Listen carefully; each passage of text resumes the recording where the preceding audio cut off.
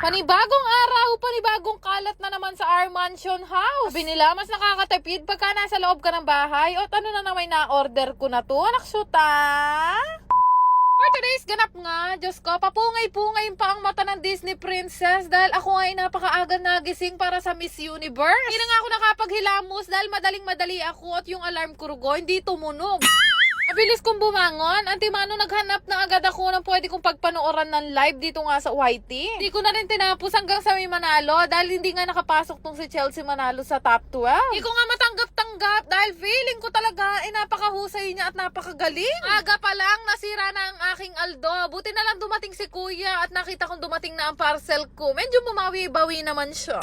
Araw talaga may dumadating akong parcel dito sa amin. Tinalang wala ngayon si Bebo kaya makakatakas ako sa kanya. Hindi ko ang dinadahilan sa kanya. Ay, mga padala lang yan sa akin at kailangan ko lang i-vlog. Maniwala naman mo yung matuling. Air fryer naman yung unang dumating sa akin ngayon. Matagal ko na talaga pangarap yung bilhin. Kaya lang feeling ko hindi ko afford. Di mo kanu afford pero nakabili ako ng 3,000 worth na boots. Anak syuta.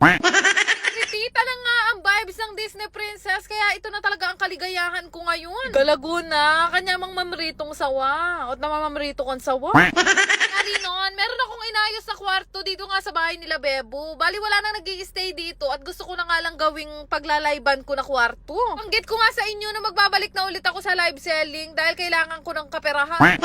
Kaya pangangailangan ko guys, dahil next year magpapakasal kami ni Bebo at kailangan meron na kami second floor na bahay. Alaban na namin lahat itong mga damit na ila-live selling namin. Sko, pinaka-Tina, pinaka-Clorox at pinaka-Downy ko pa yan kaya alang babaong ang hipkit.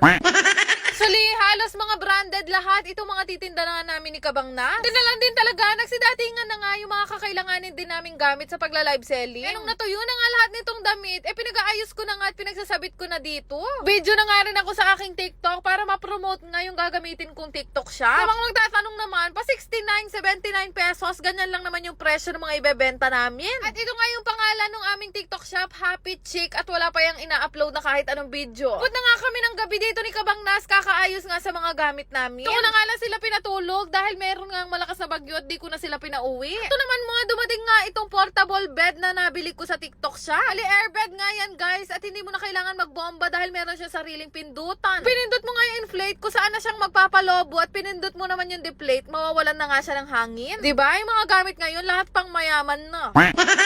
Alis pa nga ako ni Bebo dyan pero sabi ko kaya akong buhatin yan. Nagulat nga kami lahat nung nabuhat nga ako. Naman pa hindi ko maghihintay ng matagal. Siguro nasa 5 to 10 minutes tapos na siya magpalobo. Pero ang hindi ko masyusure sa inyo kung Bumbaya friendly to ha. Nga dito sa airbed na nabili ko may kasama pa tong dalawang unan na kailangan mo lang ding syupan. Sakto to kasi madalas kaming mag-movie marathon itong si Bebo at dito nga lang ako sa sopa nakakatulog. Okay na okay din to sa kagaya naming may maliit na bahay pero napakaraming gustong makitulog. Anak syuta. Tanggal pa mo yung pinaka-machine niya guys. Tapos nagulat kami para rin siyang gawing sulok. Diyan kami ng pulang araw dyan. Tapos naidlip ako at nung nagising ako, abay mag-aalas 2 na rugo ng ating gabi. Gutom nga ang inyong Disney princess kaya nagluto na ako ng pang-breakfast na meal. Parang hindi kasi tama ang oras para magluto ng adobo ngayon.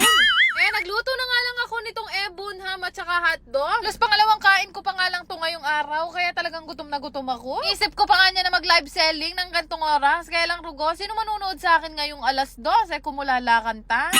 Kumain na lang ako dito at pinagpatuloy ko yung panonood ng Pulang Araw. Sobrang inis ko kay Dennis Trillo. Gusto ko na rin makibaril sa mga gerilya. Makakagets lang neto yung mga adik na kagaya ko sa Pulang Araw. Di pala ako pwedeng mabuhay ng mga panahon na yun. Diyos ko, babarilin ako ng hapon, kakanakshuta. Lang naman, salamat!